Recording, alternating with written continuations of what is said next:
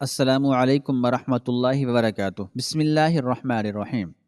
یمامہ کا رئیس مسیلمہ بن کبیر نئی شادی کی تیاریاں کر رہا تھا۔ اس وقت اس کی عمر 90 سال سے زیادہ تھی۔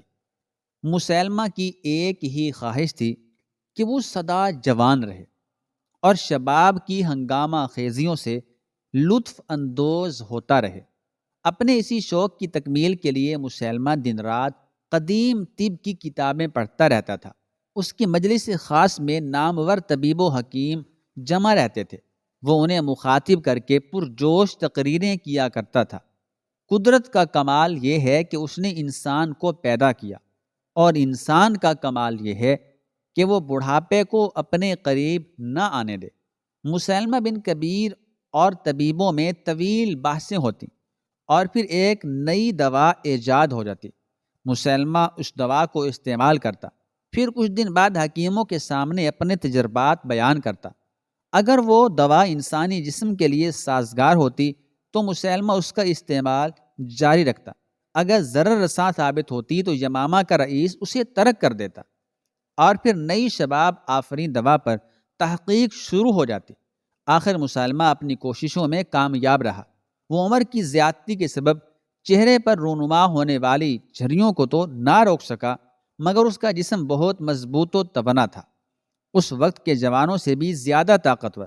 مسیلمہ اپنی طاقت کا مظاہرہ کرنے کے لیے کسی جوان کو طلب کرتا اور اپنا ہاتھ اس کے ہاتھ میں دے دیتا، پھر بڑے فخریہ لہجے میں نوجوان کو مخاطب کر کے کہتا، اے شباب کے دعوے دار، اگر تو حقیقتاً جوان ہے تو میرا پنجہ موڑ دے۔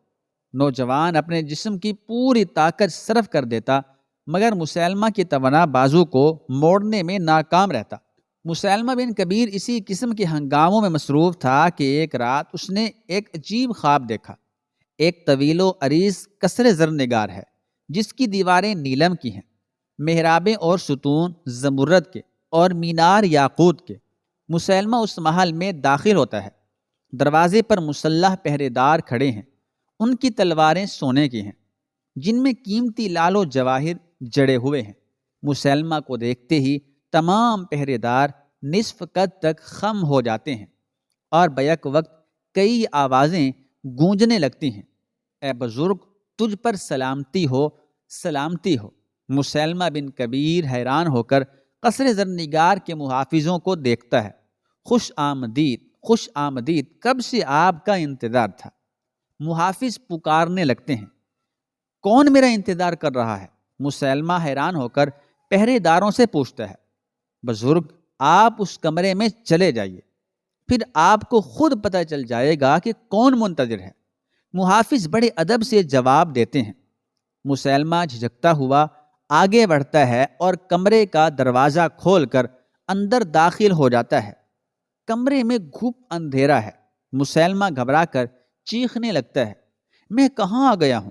یہ تاریک مقام کیا ہے؟ مجھے یہاں کیوں بلایا گیا ہے اور کون میرا انتظار کر رہا ہے؟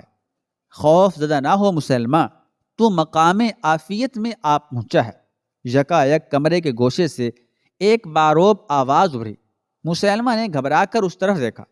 وہاں ایک تیز روشنی نظر آ رہی تھی۔ مسیلمہ کی آنکھیں خیرہ ہو گئیں۔ آواز تو صاف سنائی دے رہی تھی، مگر بات کرنے والا دکھائی نہیں دے رہا تھا۔ تم کون ہو؟ فرط حیرت سے مسیلمہ کی زبان لڑکھڑا رہی تھی۔ میں ہی میں ہوں، میرے سوا اس دنیا میں کوئی نہیں ہے۔ روشنی کے ہیولے سے وہی باروب آواز دوبارہ ابھری، میں تمہیں نہیں پہچانتا۔ شدت خوف سے مسیلمہ کا جسم بھی لرزنے لگا تھا۔ اپنے آپ پر قابو پانے کی کوشش کر مسیلمہ، آواز نے اسے تنبیہ کی، اگر تو اسی طرح ڈرتا رہا تو پھر ان نعمتوں سے محروم ہو جائے گا جو عن قریب ہم تجھ پر نازل کرنے والے ہیں۔ مسیلمہ بن کبیر نے اپنے لرزتے ہوئے جسم کو سنبھالنے کی کوشش کی، مگر اس کا دل بدستور کانپ رہا تھا۔ میں اپنے مخاطب کے بارے میں جاننا چاہتا ہوں کہ یہ مہربان ہستی کون ہے اور مجھ پر اپنی نعمتوں کی بارش کیوں کرنا چاہتی ہے؟ ہم تیرے پروردگار ہیں مسیلمہ۔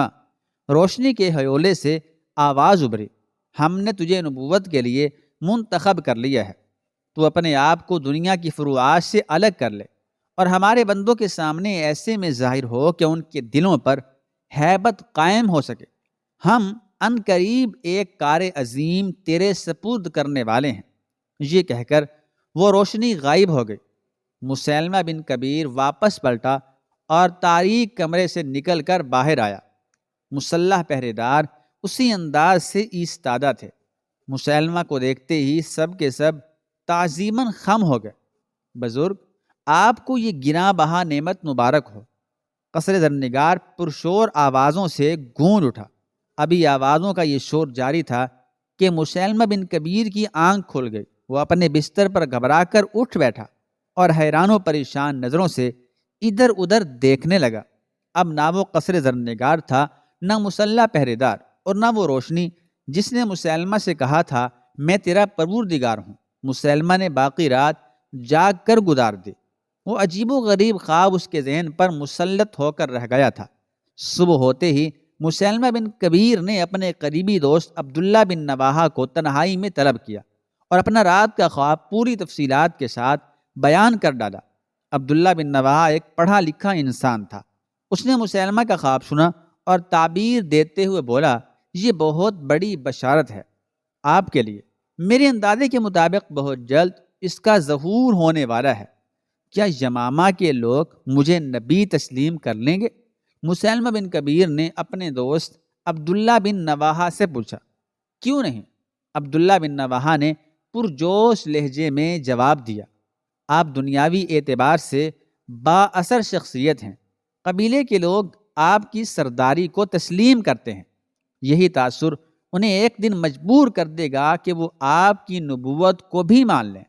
مسیلمہ بن کبیر قبیلہ بنو حنیفہ سے تعلق رکھتا تھا۔ سمجھ میں نہیں آتا کہ لوگوں پر میرا یہ تاثر کس طرح قائم ہوگا۔